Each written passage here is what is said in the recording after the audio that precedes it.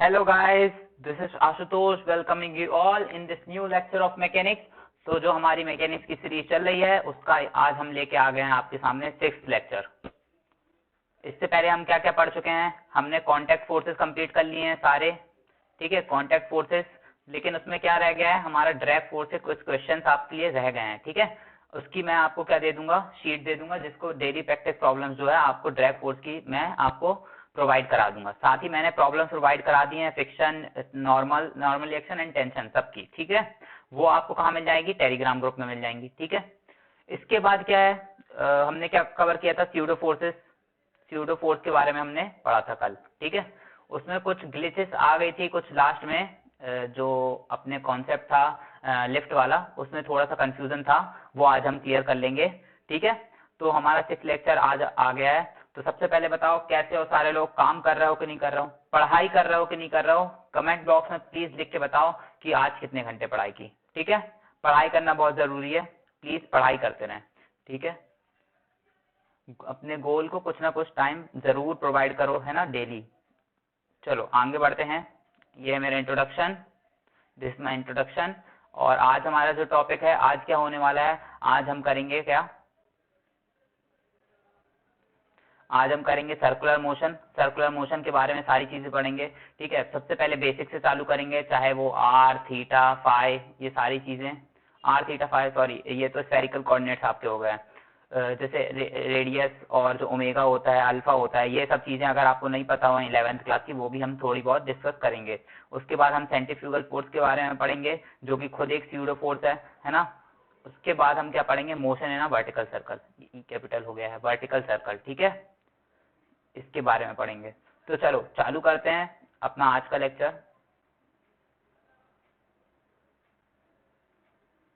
ये हमारे जो फिजिक्स हैं उसके टाइम टेबल है, फिजिक्स की क्लासेस कैसे लगती हैं उसके टाइम टेबल है, ठीक है। और ये हमारे क्या है, केमिस्ट्री का टाइम टेबल है। प्लीज चैनल को सब्सक्राइब करें, वीडियो को लाइक करें, शेयर करें अपने फ्रेंड्स के साथ, जो भी आपके नीडी एस्पिरेंट्स हैं आपके पहचान में, उनके साथ प्लीज शेयर करें, कि उनको बताएं कि फिजिकैम एकेडमी आपके लिए लेके आया है फ्री कोर्सेज, जो कि आईटी जेम और अदर एमएससी एंट्रेंसेस के कोर्सेज हैं, वो आपको फ्री में प्रोवाइड कराया जा रहे हैं फिजिक्स और केमिस्ट्री के लिए। और ये सिर्फ कितने मंथ्स में कवर किया जा रहा है, सिर्फ और सिर्फ 3 मंथ्स के अंदर सारा सिलेबस कवर किया जा रहा है यही यूट्यूब पर, ठीक है। तो प्लीज चैनल को सब्सक्राइब करें। चलो आगे बढ़ते हैं। कल अपन जो स्यूडो फोर्स के लिए कुछ चीजें पढ़ रहे थे, उसको पहले एक बार फिर से पढ़ लेते हैं, ठीक है। स्यूडो फोर्स के बारे में हमने क्या क्या चीजें जानी थी। एक तो हमने पहले लिफ्ट एक्सपेरिमेंट जाना था, उसमें 2 केस थे, है ना। हमने क्या रखा था, यहाँ पे एक क्या रख दिया था, पेंडुलम रख दिया था, है ना। केस 1 हम जिसको बोल रहे हैं, ठीक है। केस 1 में हम क्या कर दिया था, यहाँ पे क्या रखा था, एक पेंडुलम रखा था, यहाँ पे एक ऑब्जर्वर था बी, और यहाँ पे एक ऑब्जर्वर था ग्राउंड पे, क्या था, ग्राउंड पे क्या था, ऑब्जर्वर ए, ठीक है। ये लिफ्ट जा रही थी ऊपर ए एक्सलेशन के साथ में, ठीक है। तो अब यहाँ पे आपको इक्वेशन लिखनी थी। अब इस केस 1 में हम क्या ले रहे हैं, ग्राउंड को क्या ले रहे हैं, फिर से मैं एक बार रिपीट कर दे रहा हूँ, है ना, जो पहले कल हमने पढ़ा था, है ना। ग्राउंड को क्या लिया था, हमने क्या लिया था, ग्राउंड को इनर्शियल फ्रेम माना था, इनर्शियल फ्रेम माना था। और जो लिफ्ट वाले बी ऑब्जर्वर को, बी को क्या माना था, non inertial frame, non inertial frame, ठीक है। ए वाला इनर्शियल, बी वाला नॉन इनर्शियल, ठीक है। तो हमने स्यूडो फोर्स कैसे लगाए थे, हमने इक्वेशन लिखी थी पहले। पहले तो सबसे पहले अपनी 2 इक्वेशन क्या आएंगी, जो बी वाले को इक्वेशन दिखेगी, बी वाले को कैसी दिखेगी, बी के लिए लिख लेते हैं, नीचे mg लग रहा होगा बी के लिए, और ऊपर टेंशन फोर्स लग रहा होगा, ये बी के लिए इक्वेशन है, ठीक है। तो उसको क्या दिखाई दे रहा होगा, T इक्वल्स टू mg, ठीक है। ये किसकी इक्वेशन है, बी की। और ए को क्या दिखाई दे रहा होगा, एट द सेम टाइम ये लिफ्ट टेंशन टी ऊपर लगा रही है, ए एक्सलेशन के साथ मूव कर रही है, और नीचे की तरफ mg लग रहा है, ठीक है। तो इसका टोटल क्या बन जाएगा आपका, t माइनस mg की वैल्यू क्या जा रही है, ma, ठीक है। तो इसको क्या दिखाएगा, t equals to m of g plus ए, ये दिखाई देगा किसको, a को। ये तो अपना नेचुरल जो दोनों इक्वेशन बना के लाए थे दोनों स्टूडेंट, a एंड b। अब अपन को इसमें स्यूडो फोर्स कैसे अप्लाई करना है वो अपन बात करते हैं। स्यूडो फोर्स, है ना, स्यूडो फोर्स कौन से फ्रेम में लगेगा, नॉन इनर्शियल फ्रेम में लगेगा। नॉन इनर्शियल फ्रेम कौन सा है, बी का है, ठीक है। तो बी के रिस्पेक्ट में अपन लगाएंगे स्यूडो फोर्स, ताकि बी के लिए Newton's laws of motion correct हो जाए। स्यूडो फोर्स क्यों लगते हैं, नॉन इनर्शियल फ्रेम्स में न्यूटन्स लॉज ऑफ मोशन को सही ठहराने के लिए, ठीक है, सही करने के लिए, है ना। तो ये अपना लग रहा था टेंशन बी के लिए, ठीक है। नीचे की तरफ क्या लग रहा है, एक mg फोर्स लग रहा है, ठीक है। इतनी बात समझ में आई। तो एक्सेलरेशन कहाँ है नॉन इनर्शियल फ्रेम का, ऊपर की तरफ ए। तो स्यूडो फोर्स इस केस में कहाँ लगेगा, नीचे की तरफ लगेगा, क्योंकि स्यूडो फोर्स पे अपन ने क्या पढ़ा था, एफ पी की वैल्यू कितनी आई थी अपनी, एफ पी की वैल्यू कितनी आई थी, मास into acceleration of non inertial frame का नेगेटिव की अपोजिट डायरेक्शन में लगेगा स्यूडो फोर्स, है ना। तो acceleration of non inertial frame ऊपर है तो नीचे लगेगा क्या, स्यूडो फोर्स एफ पी, ठीक है। तो अपनी इक्वेशन क्या बन जाएगी, टी, ये तो एक्सेलरेशन नॉन इनर्शियल फ्रेम का है। क्या बी को कोई एक्सेलरेशन दिखाई दे रहा है, लिफ्ट के अंदर बी को कोई एक्सेलरेशन दिखाई देगा क्या, इसका खुद का नहीं, कोई एक्सेलरेशन नहीं दिखाई देगा, है ना। ये क्या है, इक्विलिब्रियम में से दिखाई देगा बी को। ये अपन को कहाँ से दिख रहा है, बाहर से दिख रहा है इसका एक्सेलरेशन। कौन देख रहा है, ये ऑब्जर्वर ए देख रहा है एक्सेलरेशन लिफ्ट का, है ना, बी तो नहीं देख पाएगा। तो इक्विलिब्रियम में ये इक्वेशन कैसे लिखेगा, स्यूडो फोर्स लगा के m g plus f p, ठीक है, नीचे की तरफ लगा ना एफ पी, तो इसकी वैल्यू क्या आ जाएगी, m g plus m a. Pseudo force की मैग्नीट्यूड क्या है, एम ए, और अपोजिट डायरेक्शन को हमने पहले यहाँ कंसीडर कर लिया है। दो बार मत कर देना, यहाँ माइनस भी लगा दिया और यहाँ नीचे भी कर दिया, नहीं, या तो ऊपर लेके माइनस लगा देना, या तो यहाँ पे तुम पहले डायरेक्शन ले लेना और फिर एम ए प्लस कर देना। तो देखो इसकी जो इक्वेशन बनी, क्या वो इनर्शियल फ्रेम की इक्वेशन के साथ मैच कर रही है, हाँ कर रही है। अब हम मतलब इस स्यूडो फोर्स लगाने के बाद, स्यूडो फोर्स हमारा अप्लाई करने के बाद इक्वेशन जो हमारी बी की बन रही है वो किसके बराबर बन गई, ए के बराबर बन गई। मतलब नॉन इनर्शियल फ्रेम की इक्वेशन जो बन रही है हमारी वो ए के जैसी बन गई, सेम। देखो यहाँ पे मैंने दोनों की इक्वेशन पहले ही लिख रखी है।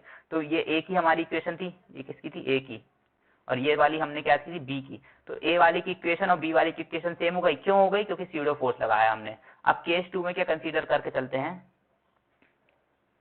ये थी हमारी इक्वेशन, ये क्या के लिए है, बी के लिए है। ये क्या है, इनिशियल इक्वेशन बी वाले के लिए, और ए वाले के लिए इक्वेशन क्या है, T equals to M of G plus ए। ये क्या के लिए, ए वाले के लिए, ठीक है, ये दोनों इक्वेशन है।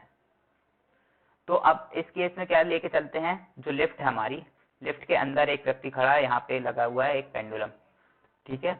ये वाला हमारा बी है और यहाँ पे ग्राउंड पे क्या है, ए। अब हम यहाँ क्या कंसीडर कर रहे हैं, नॉन इनर्शियल फ्रेम किसको कंसीडर कर रहे हैं, ए वाले को, ऑब्जर्वर ए मतलब ग्राउंड को, ठीक है। ग्राउंड को क्या कंसीडर कर रहे हैं, नॉन इनर्शियल फ्रेम। और इनर्शियल किसको मान रहे हैं, इनर्शियल फ्रेम हम मान रहे हैं बी वाले को, जो भी कहाँ है, लिफ्ट में है, ठीक है। इतनी बात समझ में आई। तो हम स्यूडो फोर्स किस पे लगाएंगे, नॉन इनर्शियल फ्रेम में लगाएंगे, मतलब कहाँ, ग्राउंड वाले पे। अच्छा ये एक चीज बताओ, बी वाले ऑब्जर्वर को, बी वाला ऑब्जर्वर जो कि इस केस में इनर्शियल फ्रेम मान के चल रहे हैं, उसको, क्योंकि वो खुद ग्राउंड के रिस्पेक्ट में ए एक्सेलरेशन से ऊपर जा रहा है, तो क्या ग्राउंड पे जो ऑब्जर्वर ए है वो उसको नीचे जाते देखेगा, माइनस मतलब ए एक्सेलरेशन के साथ नीचे जाते देखेगा।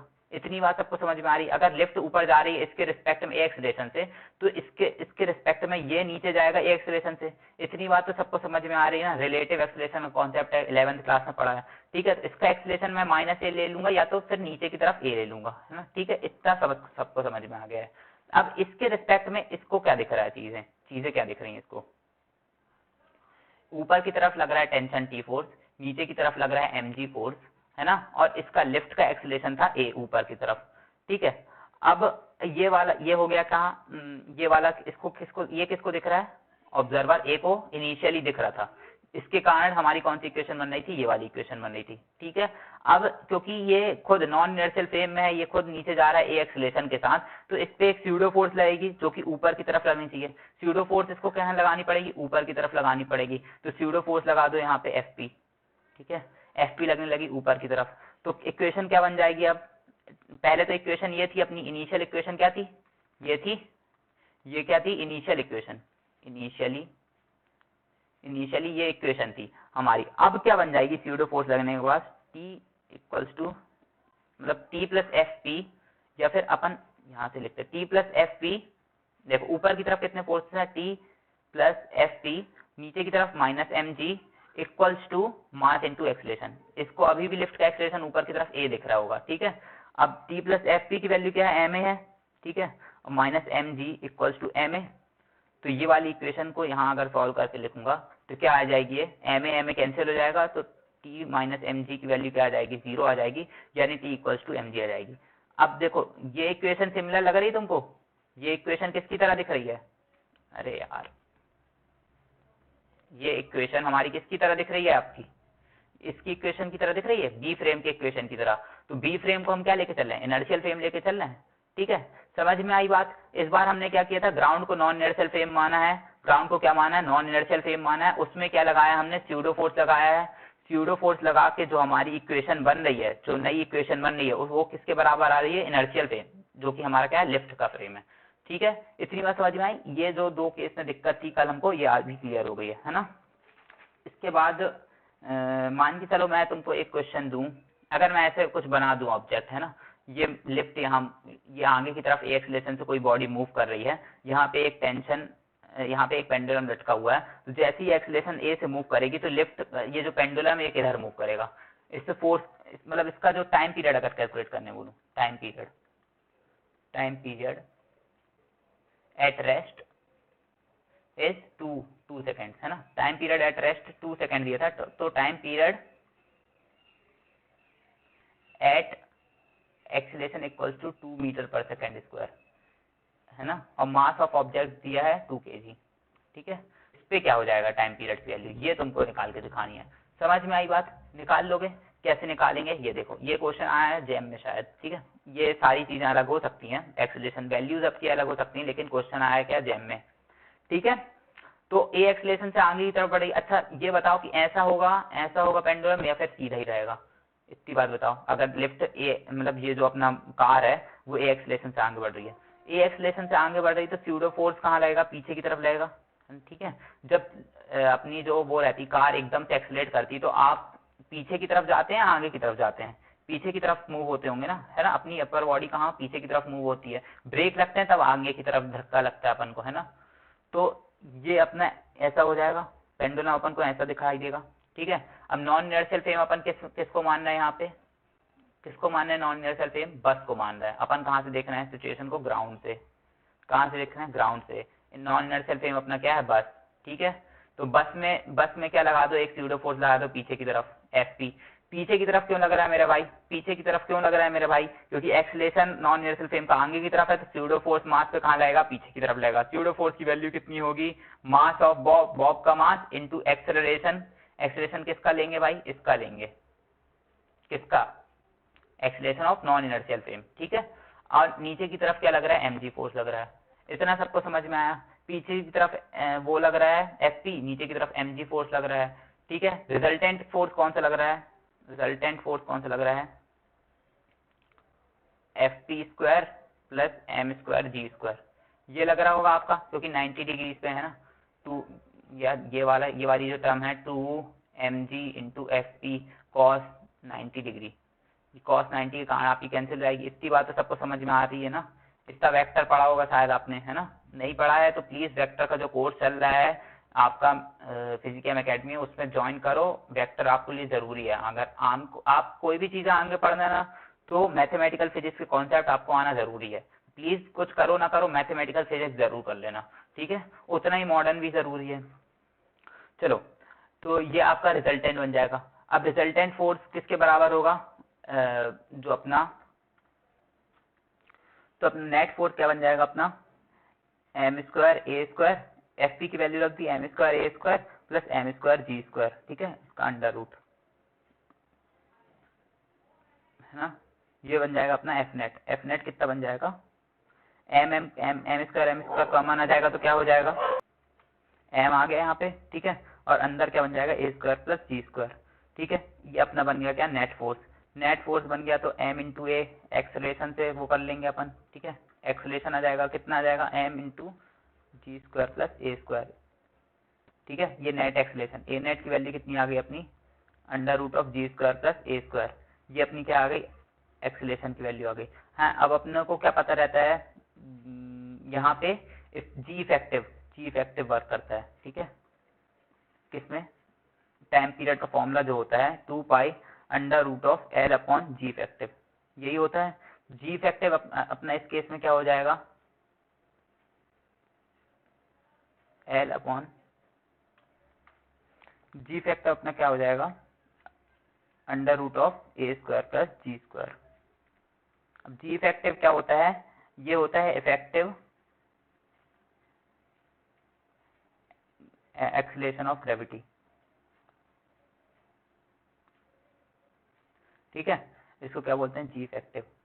ये जो पेंडुलम के फॉर्मूले में क्या होता है ये आपको पता होगा ना, 9th क्लास में पढ़ा होगा, 2 pi under root L upon G. ये क्या होता है, टाइम पीरियड ऑफ किसका, पेंडुलम का टाइम पीरियड होता है।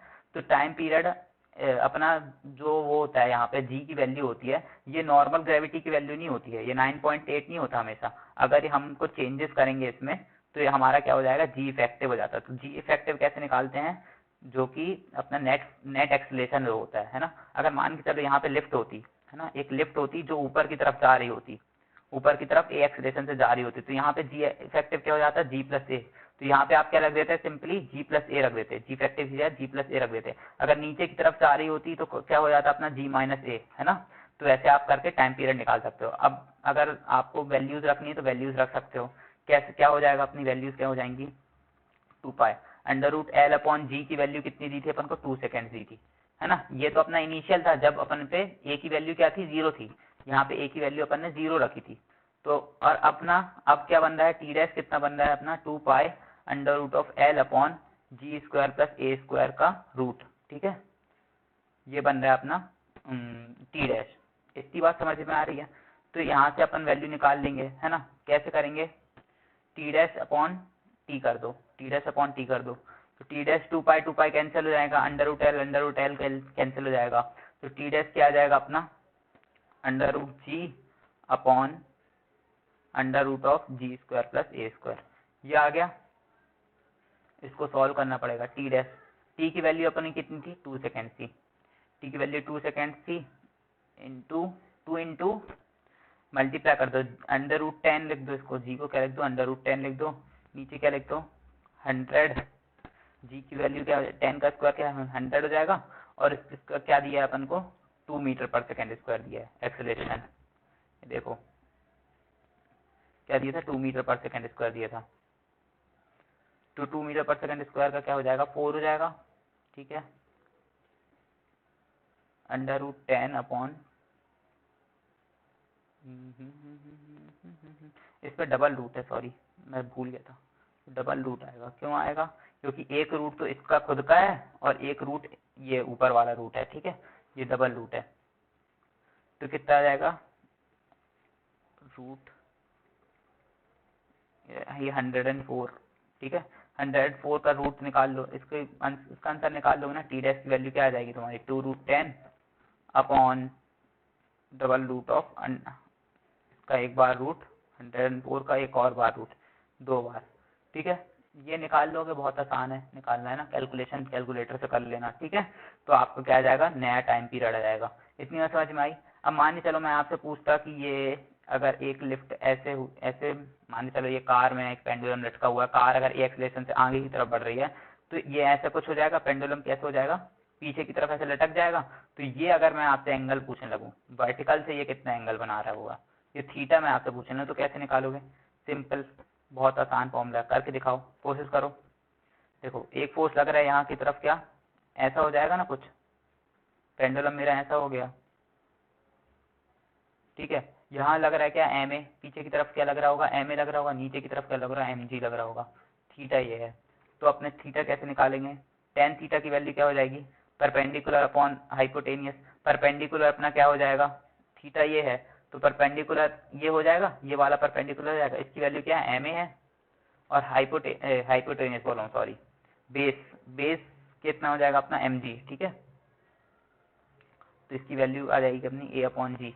तो थीटा की वैल्यू क्या आ जाएगी, tan इनवर्स ए अपॉन जी। ये आ गया अपना, समझ में आया, बहुत इजी क्वेश्चन है। चलो ऐसे ही क्वेश्चन आते हैं स्यूडो फोर्स में, बहुत ज्यादा टफ क्वेश्चन आपके नहीं आते हैं। कोरियोलिस फोर्स इसके आगे पढ़ेंगे और सेंट्रीफ्यूगल फोर्स पढ़ेंगे, जो कि अच्छे टॉपिक्स हैं। ठीक है, इसके बाद हम सबसे पहले क्या चालू करते हैं, सर्कुलर मोशन का टॉपिक। ठीक है, सर्कुलर मोशन का टॉपिक चालू करते हैं। सर्कुलर मोशन क्या कहलाता है भाई, सर्कल में मूव करना सर्कुलर मोशन होता है। Circular motion, circular motion. ठीक है, अगर मैं यहाँ पे एक पत्थर बांधूं, रस्सी में पत्थर बांधूं, इसको खच खच खच खच करके ऐसे घुमाऊं, ऐसे करके घूम घूम घूम ऐसे करके, तो ये क्या हो जाएगा मेरा सर्कुलर मोशन। ऑब्जेक्ट अगर ऐसे मूव कर रहा है तो क्या हो जाएगा, सर्कुलर मोशन आएगा। ये तो नॉर्मल परिभाषा होगी। सर्कुलर मोशन कौन सा क्या होता है, एक पीरियोडिक मोशन होता है। मतलब पीरियोडिक मोशन का मतलब क्या है, हर टाइम के बाद ये मोशन फिर से अपने आप को रिपीट करता है। इतनी बात सबको सुनाई, तो नॉर्मल चीज है। इसको क्या बोलते हैं, रेडियस बोलते हैं।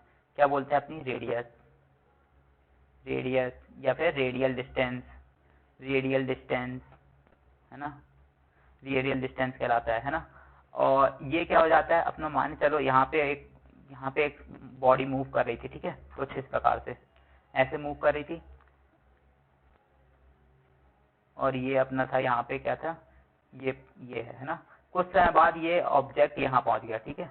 कुछ समय बाद ये ऑब्जेक्ट क्या है, टाइम t इक्वल्स टू 0 पे, और ये time t equals to t पे है ना, t नॉट पे। ये ऑब्जेक्ट कहाँ पहुंच गया, यहाँ पे पहुंच गया।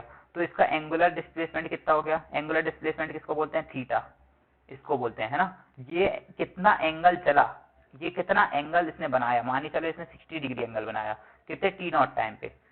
तो एंगुलर डिस्प्लेसमेंट क्या बोलते हैं, कितना हाउ, मतलब जो रेडियंस, कितना एंगल चल रहा है, कितना रेडियंस सबटेंड कर रहा है यहाँ से यहाँ तक, कितना सबटेंड किया, उसको क्या बोलते हैं, एंगुलर डिस्प्लेसमेंट। अगर ये बॉडी यहाँ से पूरा घूम के यहाँ तक आ गई तो कितना एंगल बन गया, 180 डिग्री बन गया। अगर यहाँ तक आ गई होती तो 90 डिग्री बन जाता, यहाँ तक 270 बन जाता, यहाँ तक कुछ बन जाता है ना, थीटा बन जाता। और अगर वापस यहाँ आ जाती तो कितना बन जाता, 2 पाई एंगुलर डिस्प्लेसमेंट हो गया। अब और ज्यादा घूमती है एक और बार तो कितना हो गया, 4 पाई हो गया। एक और बार घूमेगी तो कितना हो जाएगा, 6 पाई हो गया। अपना एंगुलर डिस्प्लेसमेंट कहलाता है, ठीक है। इतनी बात तो सबको पता ही होगी, बचपन में पढ़ा है ना। तो इसको क्या बोल देते हैं, थीटा को क्या बोलते हैं, एंगुलर डिस्प्लेसमेंट, आई बात समझ में।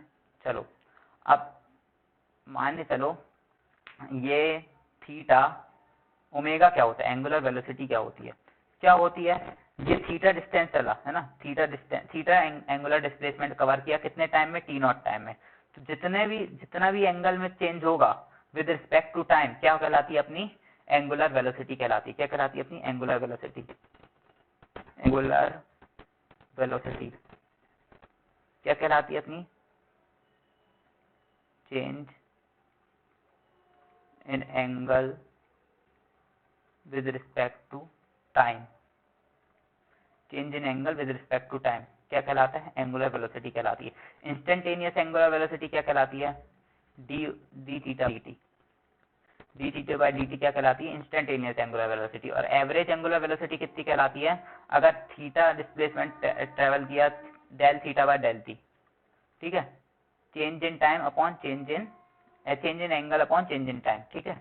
और ये क्या होता है, छोटे से टाइम में अगर ऐसे कोई ऑब्जेक्ट मूव कर रहा है तो बहुत थोड़े से टाइम में इतना जो चेंज आया होगा डी थीटा का आया होगा, और यहाँ पे टाइम का भी कितना चेंज आया होगा, डी टी। तो इसकी angular velocity, instantaneous angular velocity क्या हो जाएगी, D theta by d T. अब ये ऑब्जेक्ट मानिए चलो मूव कर रहा है 60 डिग्रीज है ना, यहाँ से यहाँ तक मानिए चलो 120 डिग्रीज, ठीक है, 120 डिग्रीज मूव कर रहा है, कितने सेकंड में मूव कर रहा है, 6 सेकंड में मूव कर रहा है। तो एंगुलर वेलोसिटी कैसे निकालोगे, एवरेज एंगुलर वेलोसिटी, कितना एंगल मूव किया, 120 डिग्रीज। उसको रेडियंस में कैसे लिख लेंगे, रेडियंस में क्या हो जाता है अपना 2 पाई बाय 3, ठीक है, 2 पाई बाय 3 एंगल मूव किया कितने सेकंड में, 6 सेकंड में। तो क्या आ जाएगा अपना पाई बाय 9 रेडियन पर सेकेंड स्क्वायर पर सेकेंड, ठीक है, रेडियन पर सेकेंड। एंगुलर वेलोसिटी क्या आ गई, एवरेज पाई बाय 9 रेडियन पर सेकेंड। इसकी बात तो सबको पता होगी, बहुत ही बेसिक बात है। अब एंगुलर एक्सीलरेशन क्या होता है वो पढ़ते हैं। यहाँ से थोड़ा सा तुम ध्यान देना चालू करो। अभी तक अपन ने क्या जान लिया है, सबसे पहले क्या जाना है, देखो यहाँ पे कंसीडर करते हैं, ये अपना आर था, ठीक है, ये क्या था अपना आर, रेडियल डिस्टेंस था। ये बॉडी कुछ देर बाद यहाँ से ऐसे सर्कुलर मोशन चलना चालू की, ये सेंटर था ओ, ये ऑब्जेक्ट मास m का था, ऐसे सर्कुलर मोशन करना चालू किया, कुछ देर बाद कहाँ पहुंच गया, यहाँ पे, ठीक है। तो इसका एंगुलर डिस्प्लेसमेंट कितना हो गया, थीटा, एंगुलर डिस्प्लेसमेंट कितना हो गया, थीटा, और इसका डिस्प्लेसमेंट कितना हो गया, s, ठीक है, s हो गया। और ये वाला आर्क वाला फॉर्मूला तो तुमको पता ही होगा, है ना, s इक्वल्स टू थीटा की वैल्यू क्या हो जाएगी अपनी, s अपॉन आर हो जाएगी, थीटा की वैल्यू क्या हो जाएगी, s अपॉन आर हो जाएगी। तो ये वाला एंगल का फॉर्मूला पता होगा ना, आर्क अपॉन रेडियस वाला फॉर्मूला, s क्या है, एक आर्क है, और r क्या है, रेडियस है अपना, ठीक है। तो मैं ऐसा लिख सकता हूँ s equals to r theta. कोई शक, कोई भी दिक्कत नहीं है ना, कोई भी दिक्कत नहीं है। तो इसको क्या बोलते हैं, s क्या है यहाँ पे, अपना डिस्प्लेसमेंट ऑफ बॉडी है, displacement equals to radius into angular displacement, angular displacement. कोई भी शक, कोई भी शंका इसमें चीज में नहीं होगी आपको, है ना। ये वाला फॉर्मूला है। अगर और अपना ये क्या होता है, ds बाई डी टी, दोनों को क्या कर दूं मैं, डिफरेंशिएट कर दूं इस वाली इक्वेशन में, ds बाई डी टी कर दूं। और r तो अपना कांस्टेंट है, रेडियस क्या है, सर्कल में मूव कर रहा है ना, तो r अपना कांस्टेंट है, इसका डिफरेंशिएशन 0 हो जाएगा और थीटा का differentiation d theta by d T हो जाएगा। d theta by d T को अपन ने क्या बोला था, ओमेगा बोला था, ओमेगा इंस्टेंटेनियस वेलोसिटी ओमेगा बोली थी, ओमेगा की थी अपनी एंगुलर वेलोसिटी थी, और ये क्या आ जाएगा अपना, वेलोसिटी आ जाएगी ऑब्जेक्ट की, डिस्प्लेसमेंट अपॉन ये क्या होगा, differentiation of displacement with respect to time, velocity. तो v क्या है यहाँ पे, अपनी वेलोसिटी है, और ओमेगा क्या है, अपनी एंगुलर वेलोसिटी। इतनी बात सबको समझ में आ गई, कोई भी दिक्कत तो नहीं है ना, है ना, ठीक है। अच्छा, ओमेगा के बारे में अब और चीजें जान लेते हैं पहले, ठीक है। अच्छा ये बताओ, एंगुलर डिस्प्लेसमेंट की डायरेक्शन क्या होगी, एंगुलर डिस्प्लेसमेंट की डायरेक्शन क्या होगी, ऐसे होगी क्या, इधर की तरफ होगी क्या एंगुलर डिस्प्लेसमेंट की डायरेक्शन, नहीं, इधर की तरफ नहीं होगी। एंगुलर डिस्प्लेसमेंट की डायरेक्शन क्या होगी, आउटसाइड द स्क्रीन। यही क्या होगी, अपनी एंगुलर वेलोसिटी की डायरेक्शन भी होगी, यही क्या होगी, अपनी एंगुलर वेलोसिटी की डायरेक्शन भी होगी। एंगुलर वेलोसिटी की डायरेक्शन क्या होती है हमेशा, एंगुलर वेलोसिटी की डायरेक्शन क्या होती है हमेशा, परपेंडिकुलर, क्या होती है, perpendicular to the circular motion. कैसे निकलती है ये सर्कुलर मोशन, क्या हो रहा है, स्क्रीन के प्लेन में हो रहा है ना, तो एंगुलर वेलोसिटी की डायरेक्शन या तो क्या होगी, बाहर की तरफ होगी, या तो क्या होगी, अंदर की तरफ होगी। अंदर की तरफ x से डिनोट कर लेंगे, इसको डॉट से डिनोट करेंगे बाहर की तरफ, ठीक है। इस केस में अगर ऑब्जेक्ट ऐसे मूव कर रहा है, स्क्रू रूल जानते हो ना सारे लोग, स्क्रू रूल लगा के बताओ। देखो अभी तो कोई पिक्चराइजेशन नहीं कर सकता मैं अपना खुद का या हाथ वगैरह, तो इसलिए आप स्क्रू रूल अगर आपको सबको पता है तो स्क्रू रूल लगा के देखो, है ना। फिंगर्स को कर्ल करो in the direction of what, theta, जो अपना क्या है डिस्प्लेसमेंट हो रहा है, ये एस जो अपना डिस्प्लेसमेंट हो रहा है जिस डायरेक्शन में, ऐसे हो रहा है ना डिस्प्लेसमेंट, इस डायरेक्शन अपने फिंगर कर्ल करो फिंगर्स को। तो ये कौन सा, राइट हैंड की फिंगर्स है ना, राइट हैंड की फिंगर्स को कर्ल करना है, ठीक है। किस डायरेक्शन में, जिस डायरेक्शन में डिस्प्लेसमेंट हो रहा है। और तो जो अपना थंब की डायरेक्शन है वो कहाँ बताएगी, एंगुलर वेलोसिटी की डायरेक्शन बताएगी। इतनी बात सबको समझ में आ गई, ठीक है, कोई भी शंका इसमें नहीं होगी, है ना। एंगुलर वेलोसिटी की डायरेक्शन क्या होती है, बाहर की तरफ है इस केस में, है ना। और या तो अगर इधर डिस्प्लेसमेंट हो रहा होता है, ऐसे बॉडी मूव कर रही होती है, अब कर्ल करके देखो तो अंदर की तरफ आएगी तुम्हारी डायरेक्शन, ठीक है। वही क्या होती है, एंगुलर वेलोसिटी की डायरेक्शन क्या होती है, perpendicular to the circular motion, जहां जिस प्लेन में हो रहा है, plane of the circular motion, plane of the circular motion. Circular motion क्या होता है, प्लेनर मोशन है ना, हमेशा क्या है, प्लेनर मोशन है। तीनों डायरेक्शन में कभी मोशन नहीं होता, दो ही डायरेक्शन में हमेशा सर्कुलर मोशन पॉसिबल हो सकता है, ठीक है।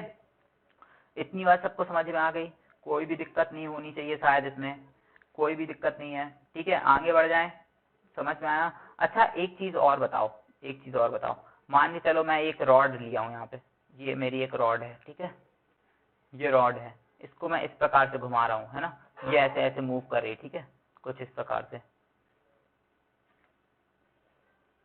ऐसे मूव कर रही है। अच्छा ये देखो, इस पॉइंट की वेलोसिटी और इस पॉइंट की वेलोसिटी क्या होगी, अलग अलग होगी ना, ये और ये पॉइंट ए बोल देता हूँ, ये पॉइंट बी बोल दे रहा हूँ। तो ओमेगा क्या होगा, ओमेगा एंगुलर वेलोसिटी क्या होगी, एंगुलर वेलोसिटी हमेशा याद रखना, एंगुलर वेलोसिटी ए और एंगुलर वेलोसिटी ऑफ बी दोनों क्या होगी, बराबर होगी। रॉड में कहीं पे भी दोनों यहाँ से यहाँ तक गए, है ना। अगर ये वाले पॉइंट ने, ए ने 60 डिग्री एंगल सबटेंड किया तो बी ने भी तो 60 डिग्री सबटेंड किया, सी ने भी यहाँ किया होगा, यहाँ पे भी किया होगा, सबने कितना सबटेंड किया होगा, साथ साथ 60 डिग्री एंगल सबटेंड किया होगा। लेकिन जो अपनी वेलोसिटी होती है, वेलोसिटी क्या होती है, डिस्प्लेसमेंट अपॉन टाइम होता है। क्या होता है, डिस्प्लेसमेंट अपॉन टाइम। इसने मान लो यहाँ पे 2 मीटर चला होगा, तो क्या ये भी 2 मीटर चला होगा, नहीं। अगर ये वाली लेंथ देखो, ये वाली लेंथ बड़ी और ये वाली लेंथ क्या है, छोटी है, तो ये अगर मान चल 2 मीटर चला होगा तो ये 1 मीटर चला होगा, ये आधा मीटर चला होगा, तो इसका डिस्प्लेसमेंट क्या हुआ, कम हुआ। एस की वैल्यू क्या है, s of a is greater than s of b, है ना, डिस्प्लेसमेंट क्या है, ज्यादा है, तो इसकी वेलोसिटी क्या होगी, हमेशा बी से ज्यादा होगी, है ना। इस पॉइंट की वेलोसिटी, बाहर वाले पॉइंट वेलोसिटी बी अंदर वाले पॉइंट से ज्यादा होगी, लेकिन एंगुलर वेलोसिटी सबने क्या, थीटा ए और थीटा बी तो बराबर होगा ना, एंगल सबने तो 60 डिग्री, एंगुलर डिस्प्लेसमेंट दोनों का क्या होगा, बराबर होगा, क्योंकि दोनों ने इक्वल एंगल सबटेंड किए हैं, ठीक है, इक्वल एंगल सबटेंड किए हैं, तो सबका क्या होगा, एंगुलर डिस्प्लेसमेंट बराबर होगा। एंगुलर डिस्प्लेसमेंट बराबर होने के कारण उनका D theta by D T भी क्या होगा, बराबर होगा, मतलब एंगुलर वेलोसिटी बराबर रहेगी, मतलब angular velocity is constant for every internal point of the rod, ठीक है, समझ में आई। इस रॉड में कहीं पे भी किसी पॉइंट की एंगुलर वेलोसिटी निकाल लो, क्या आएगी आपकी, हमेशा सेम आएगी, कोई भी दिक्कत नहीं है। तो अगर दिक्कत नहीं है तो एक क्वेश्चन कर करता और थीटा की वैल्यू दी है 2t³ प्लस टी स्क्वायर, है ना, तो आपको क्या निकालना है, एंगुलर वेलोसिटी निकालनी है, क्या निकालोगे, dt बाई dt कर देंगे, है ना, at time equals to 2 second पे निकालनी है, ठीक है, dt बाई dt कर देंगे, क्या आ जाएगी 6t² प्लस 2t, है ना, तो t की जगह 2 रख देंगे, t की जगह 2 रख दोगे तो क्या आ जाएगा, ये 4 हो गया, ये 2 जब 4 हो गया, 6 4 24 और 24 4 28 रेडियन पर सेकेंड, ठीक है, 28 रेडियन पर सेकेंड, ये आ गई क्या, एंगुलर वेलोसिटी आपकी at t equals to 2 second पे, ठीक है, कोई भी दिक्कत तो नहीं होगी इसमें, सारी चीजें समझ में आ गई हैं। अब चलो बात करते हैं एक्सेलरेशन, ध्यान से सुनना, सारी चीजें एक्सेलरेशन के बारे में बात करने वाले हैं अब, है ना। अच्छा, ये एक चीज और अपन को ध्यान देनी है इससे पहले, ये मान के चलो मेरी बॉडी ऐसे मूव हो रही है, ठीक है, यहाँ पे क्या है, एक मास है, मास m है, ठीक है, यहाँ पे मास m है, ठीक है, ये टेंशन स्ट्रिंग से जुड़ा हुआ है, ऐसे मूव हो रहा है कुछ, ठीक है। अब यहाँ पे इस मास की वेलोसिटी की टेंडेंसी क्या है, यहाँ पे इस मास की वेलोसिटी की टेंडेंसी क्या है, ऊपर की तरफ है ना, वेलोसिटी का सेंस क्या है, ये मास किधर जाना चाह रहा है, इधर की तरफ आगे बढ़ना चाह रहा है, लेकिन ये स्ट्रिंग इसको खींची इधर की तरफ, तो ये ऐसे इधर मुड़ जाएगा, ठीक है, यहाँ की तरफ जाना चाह रहा है मोमेंटम के कारण, स्ट्रिंग अंदर खींचना चाह रही है, तो ये नेट क्या होगा इसका, इधर की तरफ हो जाएगा, तो वेलोसिटी का सेंस क्या है, ऊपर की तरफ है। इस पॉइंट पे जब मास पहुंच जाएगा तो यहाँ पे वेलोसिटी का सेंस क्या होगा, अगेन यहाँ पे टेंजेंशियल रहेगा, यहाँ पे क्या होगा, अगेन क्या रहेगा, टेंजेंशियल रहेगा, यहाँ पे क्या होगा, इधर, यहाँ पे क्या होगा, इधर, ठीक है, हमेशा टेंजेंशियल रहेगा। देखो वेलोसिटी का साइन चेंज हो रहा है ना, देखो इधर था इधर था इधर था, ऐसे चेंज होता आ रहा है, मतलब वेलोसिटी की क्या हो रही है, डायरेक्शन चेंज हो रही है, वेलोसिटी क्या हो रही है, डायरेक्शन चेंज हो रही है। मैग्नीट्यूड चेंज हो रहा है क्या, अगर वेलोसिटी का मैग्नीट्यूड सेम भी है, अगर वेलोसिटी का मैग्नीट्यूड क्या है, सेम भी है, तो भी वेलोसिटी क्या है, कांस्टेंट नहीं है, क्यों नहीं है, क्योंकि डायरेक्शन उसकी चेंज हो रही है, मतलब मैग्नीट्यूड कांस्टेंट है, वेलोसिटी की डायरेक्शन कांस्टेंट नहीं है। अगर वेलोसिटी की डायरेक्शन कांस्टेंट नहीं है, वेलोसिटी कांस्टेंट नहीं है, तो क्या होगा, अपना क्या हो जाएगा, नॉन यूनिफॉर्म मोशन हो जाएगा। नॉन यूनिफॉर्म मोशन का मतलब क्या होता है, यहाँ पे क्या है, एक्सेलरेशन हो रहा है भैया, एक्सेलरेशन, वेलोसिटी चेंज हो रही तो इसका मतलब क्या हो जाएगा, एक्सेलरेशन हो रहा है, मतलब रोटेशनल मोशन क्या है, एक एक्सेलरेटेड मोशन है, ठीक है, मतलब क्या है, एक खुद एक नॉन इनर्शियल फ्रेम कहलाएगा। इतनी बात समझ में आई, ये वाला सिंपल सा कॉन्सेप्ट समझ में आया जो 9th क्लास में पढ़ते थे अपन, ठीक है। अब यहाँ पे अपन क्या पढ़ते हैं, एक्सेलरेशन के बारे में। 2 प्रकार से एक्सेलरेशन हो सकता है इसका, 2 प्रकार से एक्सेलरेशन हो सकता है, इस मास का 2 प्रकार से एक्सेलरेशन हो सकता है। एक तो इसकी क्या, वेलोसिटी का सेंस चेंज हो रहा है, वेलोसिटी की डायरेक्शन जो हो रही है, डायरेक्शन चेंज हो रही है, वेलोसिटी क्या हो रही है, डायरेक्शन चेंज हो रही है। एक क्या हो रहा है, magnitude of velocity changes, of velocity changes. अच्छा, जब भी एक्सेलरेशन हो रहा होता है, अपना फर्स्ट लॉ बताता है न्यूटन का, जब भी एक्सेलरेशन हो रहा होता है, एक्सेलरेशन है तो मास है, तो वहां पे कोई ना कोई फोर्स जरूर एक्ट कर रहा होगा। बिना फोर्स के एक्सेलरेशन पॉसिबल है क्या भाई, बिना फोर्स के एक्सेलरेशन पॉसिबल है क्या, नहीं, नहीं है पॉसिबल। ये किसने बताया था, अपन ने, न्यूटन के फर्स्ट लॉ ने बताया था, ठीक है। कोई भी चेंज इन मोशन हो रहा है, यूनिफॉर्म मोशन में चेंज हो रहा है, तो एक्सेलरेशन वहां जरूर मौजूद होगा। तो ये जो वेलोसिटी की डायरेक्शन चेंज होने का जो कारण है वो क्या है अपना, जो डायनेमिक्स अब अपन आ गए हैं वो क्या है अपना यहाँ पे सेंट्रीपिटल फोर्स। क्या है? Centripetal force. वेलोसिटी की डायरेक्शन क्यों चेंज हो रही है? Centripetal force. इसके बारे में डिटेल में अभी जानते हैं। और मैग्नीट्यूड क्यों चेंज हो रहा है? एक्सेलरेशन के कारण, ठीक है, ट्रांसवर्स एक्सेलरेशन के कारण। चलो दोनों एक्सेलरेशन को बहुत ही डीप में पढ़ेंगे, चीजों को समझेंगे, है ना, ठीक है, समझ में आई। चलो आगे बढ़ते हैं। ये अब ये मान के चलो यहाँ पे ये बॉडी है ना, ये मास है, मास m है, ठीक है। मास पे दो प्रकार के एक्सेलरेशन कर रहे हैं, वर्क कर रहे हैं। एक यहाँ पे फोर्स लग रहा है एक्सेलरेशन, जो एक्सेलरेशन AC जिसको बोल रहे हैं, यहाँ पे एक फोर्स लग रहा है FC, जिसको हम क्या बोलते हैं? Centripetal force. क्या बोलते हैं? Centripetal force. सेंट्रीपिटल फोर्स क्या होता है? It is a necessary force which acts during circular motion of object, ठीक है। अगर कोई भी मास सर्कुलर मोशन कर रहा है तो किस फोर्स की वजह से कर रहा होगा? सिर्फ और सिर्फ सेंट्रीपिटल फोर्स की वजह से कर रहा होगा। If there is no centripetal force there would be no circular motion, circular motion नहीं होगा, ठीक है। क्लियर बात समझ में आई? सेंट्रीपिटल फोर्स नहीं तो सर्कुलर मोशन पॉसिबल नहीं, ठीक है। सर्कुलर मोशन पॉसिबल क्यों होगा? केवल और केवल सेंट्रीपिटल फोर्स के कारण होगा, है ना। अब सेंट्रीपिटल फोर्स की वैल्यू क्या होती है? सेंट्रीपिटल फोर्स की वैल्यू होती है v square mv square upon r। क्या होती है? mv square upon r। Centripetal force की वैल्यू क्या होती है? mv square upon r। अब इसका बहुत ही अच्छा खासा डेरिवेशन है आपको 11th क्लास में, जिसके ऊपर अभी अपन नहीं जाएंगे, बस आपको पता होनी चाहिए। सेंट्रीपिटल फोर्स की वैल्यू क्या होती है? mv square upon r। और सेंट्रीपिटल, अब ये मास है तो ये क्या होगा? ये पूरी टर्म क्या होगी? एक्सेलरेशन की होगी। तो ऐसे देख सकता हूँ mv स्क्वायर r, है ना, fc, ठीक है। तो m इंटू AC ये लिख दूं तो AC की वैल्यू जो कि सेंट्रीपिटल एक्सेलरेशन है, सेंट्रीपिटल एक्सेलरेशन की वैल्यू कितनी आ जाएगी अपनी? AC की वैल्यू क्या आ जाएगी? v स्क्वायर बाय r, ठीक है, v स्क्वायर बाय r। ये v क्या है यहाँ पे? v है अपनी वेलोसिटी ऑफ ऑब्जेक्ट, ठीक है। v क्या है? अपनी वेलोसिटी ऑफ ऑब्जेक्ट, ठीक है, नेट वेलोसिटी ऑफ ऑब्जेक्ट। और r क्या है अपना यहाँ पे? Radial distance. समझ में आई बात?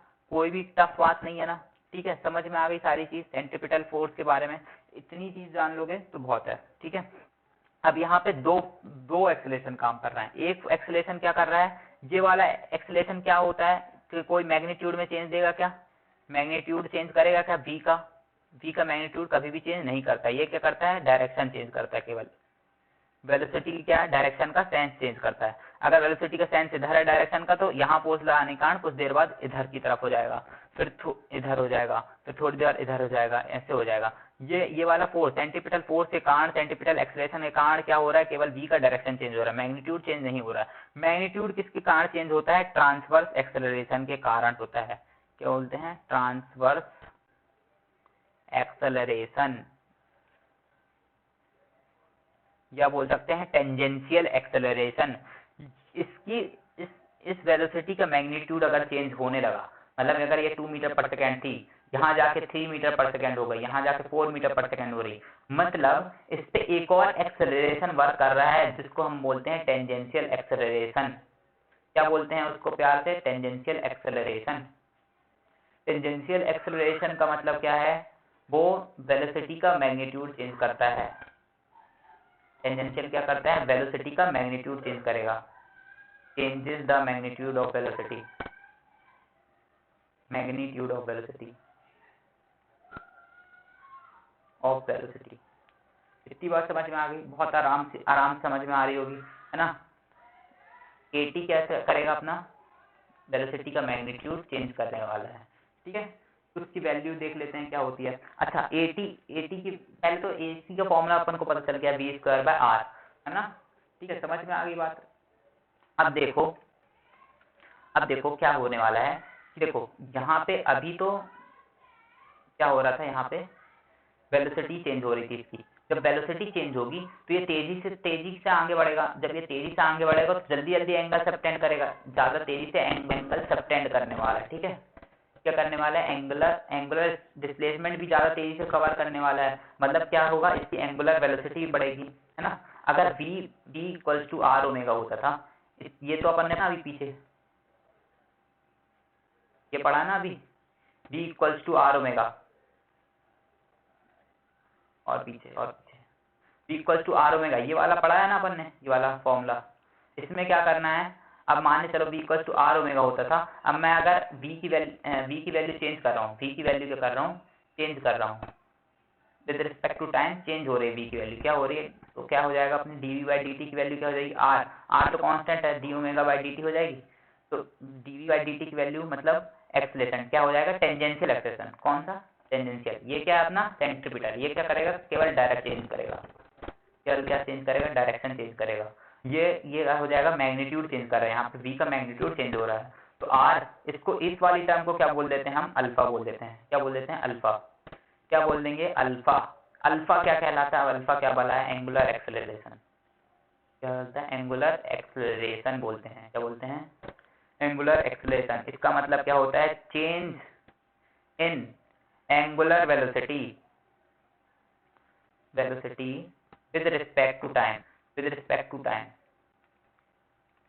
टाइम के साथ एंगुलर वेलोसिटी में क्या चेंज आता है, उसको क्या बोलते हैं, एंगुलर एक्सेलरेशन बोलते हैं। एंगुलर एक्सेलरेशन की वैल्यू क्या होती है, at equals to r alpha.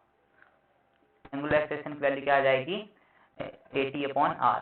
ठीक है, कि at क्या है यहाँ पे, ट्रांसवर्स एक्सेलरेशन। तो देखो, क्या सेंट्रीपिटल एक्सेलरेशन के कारण एंगुलर एक्सेलरेशन प्रोड्यूस होता है, नहीं होता है। क्यों नहीं होता है, क्योंकि एंगुलर वेलोसिटी चेंज नहीं होती है, केवल डायरेक्शन चेंज होती है। ठीक है, एंगुलर एक्सेलरेशन की डायरेक्शन कहाँ होती है, perpendicular to the plane of the circular motion. अगर एंगुलर वेलोसिटी निरंतर बढ़ रही है, अगर यहाँ एंगुलर वेलोसिटी अभी ऐसे मूव कर रहा है, ठीक है, कितना 2 रेडियन पर सेकेंड से मूव कर रहा है, ठीक है। अगर एंगुलर एक्सेलरेशन की अभी मैं तुमको बताता हूँ, अगर एंगुलर वेलोसिटी हो गई अब 3 रेडियन पर सेकेंड, अगले पल हो गई 4 रेडियन पर सेकेंड, अगले पल हो गई 5 रेडियन पर सेकेंड, तो एंगुलर वेलोसिटी की डायरेक्शन इसी सेंस में बढ़ रही है। तो मतलब एंगुलर एक्सेलरेशन की डायरेक्शन क्या होगी, हमेशा बाहर की तरफ होगी। क्यों, क्योंकि वेलोसिटी ओमेगा इंक्रीज हो रही है। ठीक है, अगर ओमेगा डिक्रीज हो रही होती, अगर ओमेगा डिक्रीज हो रही होती तो जो एंगुलर एक्सेलरेशन की डायरेक्शन होती वो ओमेगा के अपोजिट होती, ओमेगा के क्या होती, अपोजिट होती। ओमेगा के डायरेक्शन अभी इस केस में कहाँ है, बाहर की तरफ है। अगर ओमेगा डिक्रीज हो रहा है तो एक्सेलरेशन की डायरेक्शन क्या होगी, ओमेगा के अपोजिट होगी। ठीक है, तो क्या होगी, अंदर की तरफ होगी। ये दोनों पॉइंट समझ में आ गया। अगर एंगुलर वेलोसिटी बढ़ रही है तो एंगुलर एक्सेलरेशन की डायरेक्शन क्या होगी, एंगुलर वेलोसिटी की डायरेक्शन में होगी। अगर एंगुलर वेलोसिटी की जो मैग्नीट्यूड है वो टाइम के साथ कम हो रहा है तो एंगुलर एक्सेलरेशन की डायरेक्शन क्या होगी, एंगुलर वेलोसिटी की डायरेक्शन के अपोजिट होगी। ये पॉइंट प्लीज नोट कर लेना, ठीक है, अगर आपको ध्यान में दिक्कत है एंगुलर एक्सेलरेशन की। चलो, ये समझ में आ गए सेंट्रीपिटल फोर्स के कारण क्या, सेंट्रीपिटल एक्सेलरेशन के कारण अल्फा की वैल्यू चेंज होती है, नहीं होती है। अल्फा की वैल्यू केवल किसके कारण चेंज होती है, ट्रांसवर्स एक्सेलरेशन के कारण। तो नेट एक्सेलरेशन कितने लग रहे हैं भाई, नेट एक्सेलरेशन इस बॉडी पे कितने लग रहे हैं, एक लग रहा है टेंजेंशियल एक्सेलरेशन। क्या लग रहा है, एक लग रहा है टेंजेंशियल एक्सेलरेशन, और एक लग रहा है कहाँ, सेंट्रीपिटल एक्सेलरेशन। एक क्या लग रहा है, सेंट्रीपिटल एक्सेलरेशन लग रहा है। ठीक है, ये दोनों एक्सेलरेशन लग रहा है। तो ए नेट का मैग्नीट्यूड कितना हो जाएगा अपना, ए नेट का मैग्नीट्यूड कितना आ जाएगा, √AT² प्लस AC²। समझ में आई बात, ये आ जाएगा अपना क्या, एंगुलर एक्सेलरेशन, नेट एक्सेलरेशन का मैग्नीट्यूड। यही कहानी है बस, पूरी की पूरी यही कहानी है। ठीक है, समझ में आ गई बात, बस इतना ही है। बिना AC के क्या सर्कुलर मोशन पॉसिबल हो सकता है, नहीं हो सकता है। बिना AC के सर्कुलर मोशन पॉसिबल नहीं हो सकता है। ठीक है, समझ में आ गई। इक्वेशन ऑफ मोशन में लिख लो, v equals to u plus AT। ये क्या होगी, angular, first equation of motion angular motion में है ना। फिर सेकंड इक्वेशन ऑफ मोशन लिख लो, v square, sorry h equals to ut plus half AT²। ठीक है, सेम वैसी है, बस यहाँ पे u की जगह क्या ले लिया है, ओमेगा इनिशियल, g की जगह ओमेगा फाइनल और a की जगह अल्फा ले लिया है और s की जगह क्या ले लिया है, थीटा। और थर्ड इक्वेशन क्या आ जाएगी, b square minus u square, ठीक है, ये आ गई तीसरी इक्वेशन। समझ में आई बात, इतना ही काम है अभी तो, है ना, ये तीनों इक्वेशन ऑफ मोशन लिख ली। अब देखो, अब इसके आगे की चीजें पढ़ते हैं सर्कुलर मोशन में, ठीक है, सर्कुलर मोशन में और चीजें पढ़ते हैं, सेंट्रीपिटल एक्सलेशन के बारे में पढ़ते हैं अपन, सेंट्रीपिटल फोर्स के बारे में, सॉरी, सेंट्रीपिटल फोर्स क्या एक सूडो फोर्स है, नहीं, ये एक सूडो फोर्स नहीं है। सेंट्रीपिटल फोर्स जैसी कोई चीज एग्जिस्ट करती है क्या, क्या सेंट्रीपिटल फोर्स जैसी कोई चीज एग्जिस्ट करती है क्या, अलग से, नहीं, कोई भी चीज सेंट्रीपिटल फोर्स जैसी एग्जिस्ट नहीं करती है। तो अब आप बोलोगे कि ये क्या है, सेंट्रीपिटल, अभी बोल रहे थे सेंट्रीपिटल फोर्स के बिना सर्कुलर मोशन नहीं हो सकता, आप बोल रहे हैं एग्जिस्टेंस ही नहीं है सेंट्रीपिटल फोर्स की, नहीं, देखो अब मैं तुमको बताता हूँ, ये एक बॉडी है, क्या है, बॉडी, मास m है ना, ये किससे जुड़ी है, यहाँ पे स्ट्रिंग से जुड़ी, अगर इसमें तुम यहाँ से इसको खींचने लगोगे इधर की तरफ, ठीक है, इधर की तरफ खींच रहे हो तो यहाँ पे एक टेंशन फोर्स हो रहा है, टेंशन का फोर्स है, तो इस केस में ऐसे करके अगर ये ऑब्जेक्ट घूमने लगेगा, तुम अपनी तरफ खींचते हो ना इसको, स्ट्रिंग को, तो टेंशन के फोर्स के कारण सेंट्रीपिटल फोर्स एक्ट कर रहा है। मतलब यहाँ पे इस केस में क्या है, सेंट्रीपिटल फोर्स क्या है, हमारा टेंशन है, क्या है, टेंशन है, ठीक है, यहाँ पे क्या है अपना सेंट्रीपिटल फोर्स, क्या है, टेंशन है, वेट करना, टेंशन क्या बन रहा है अपना, सेंट्रीपिटल फोर्स है। अब जो सन है, सन अर्थ को खींच रहा है, अर्थ सन के अराउंड क्या कर रही है, सर्कुलर मोशन में है, ठीक है, तो सन इसको क्यों, कौन से फोर्स से खींच रहा है, ग्रेविटेशनल फोर्स से खींच रहा है, तो यहाँ पे ग्रेविटेशनल फोर्स किसकी तरह एक्ट कर रहा है, सेंट्रीपिटल फोर्स की तरह एक्ट कर रहा है, ठीक है। अब प्रोटॉन है, प्रोटॉन पॉजिटिव, इलेक्ट्रॉन नेगेटिव, ये इलेक्ट्रॉन इसके अराउंड घूम रहा है सर्कुलर मोशन में, तो ये क्यों घूम रहा है, क्योंकि यहाँ पे electrostatic force circular centripetal force की तरह एक्ट कर रहा है। मतलब सेंट्रीपिटल फोर्स नाम की कोई भी चिड़िया होती है क्या, कोई भी चिड़िया नहीं होती है।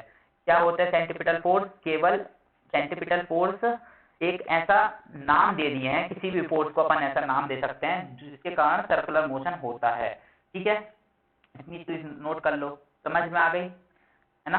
अगर सर्कुलर मोशन नहीं होता, सर्कुलर मोशन होगा क्या, अगर नहीं होगा तो क्या क्या होगा, अपना सेंट्रीपिटल फोर्स वहां पे नहीं, सबको समझ में आ गई होगी। सेंट्रीपिटल फोर्स क्या होता है, सेंट्रीपिटल फोर्स की परिभाषा क्या है, फोर्स की परिभाषा क्या है, net force towards the centre of the circular motion, circular motion में सेंटर की तरफ जो नेट फोर्स लगता है उसको क्या बोलते हैं, सेंट्रीपिटल फोर्स, ठीक है। इमेजिनरी स्यूडो इमेजिनरी फोर्स है एक प्रकार से, क्या बोल सकते हैं, इमेजिनरी फोर्स है, लेकिन स्यूडो फोर्स नहीं है, ठीक है, ये याद रखना, स्यूडो फोर्स नहीं है, केवल क्या है, एक इमेजिनरी कॉन्सेप्ट है, एक कॉन्सेप्ट है अपना, ठीक है, आइडिया है सेंट्रीपिटल फोर्स का, इतनी बात में आ गई। चलो और अब फॉर्मूला पढ़ लेते हैं, mv²/r, क्या होता है सेंट्रीपिटल फोर्स का फॉर्मूला, क्या होता है, mv²/r। अब रख सकता हूँ, ओमेगा आर रख सकता हूँ, कोई भी दिक्कत तो नहीं होगी ना किसी को। अभी अपन ने फॉर्मूला देखा था ना, ये छोटा आर लेके चलो इसको, ओमेगा आर रख सकता हूँ, कैसे, v equal to omega r, अभी अपन ने रिलेशन देखा था पीछे, ठीक है, इसका स्क्वायर है ना, ओमेगा स्क्वायर आर स्क्वायर आ जाएगा, तो इसकी वैल्यू क्या आ जाएगी, m ओमेगा स्क्वायर आर, ठीक है, दो फॉर्मूला हो गए।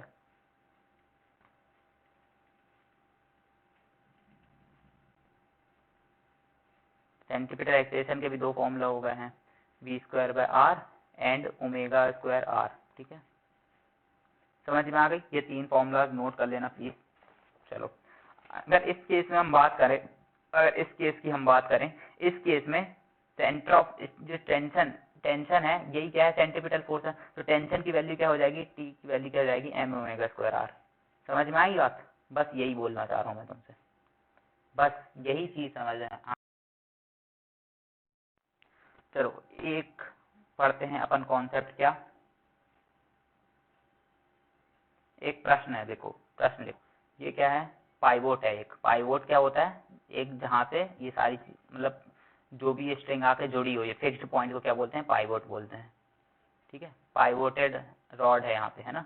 ये यहाँ पे क्या है, ये रॉड है जो यहाँ पे पाइवोट है, ठीक है। इसमें 3 मास जुड़े हुए हैं, क्या जुड़े हुए हैं, इस रॉड में 3 मास जुड़े हुए हैं। ये है 1 kg का, ये है 2 kg का, और ये है कितना, 3 kg का है, ठीक है। उसकी ओमेगा कितनी है, 2 रेडियन पर सेकेंड, 2 रेडियन पर सेकेंड। ओमेगा की वैल्यू कितनी दी है, ओमेगा की वैल्यू कैसी दी है, 2 रेडियन पर सेकेंड। समझ में आई बात, क्वेश्चन है, ठीक है, 2 रेडियन पर सेकेंड। तो आपको क्या निकालना है, अगर इसका डिस्टेंस 1 मीटर है, 2 वाले का डिस्टेंस 3 मीटर, तो आपको क्या निकालना है, आपको क्या निकालना है यहाँ पे, centripetal force in all, centripetal force in first 1 kg mass, in 2 kg mass and in 3 kg मास। मतलब सॉरी, सेंट्रीपिटल फोर्स नहीं निकालना, टेंशन फोर्स निकालना, टेंशन। ये तीनों स्ट्रिंग में टेंशन निकाले, T1 T2 T3। क्या निकालना है आपको, T1 T2 T3, तीनों की वैल्यू पॉइंट करना है, ठीक है। तीनों स्ट्रिंग में टेंशन की वैल्यू निकालना है, तीनों स्ट्रिंग में टेंशन की वैल्यू, 1 स्ट्रिंग, 2 स्ट्रिंग, 3 स्ट्रिंग।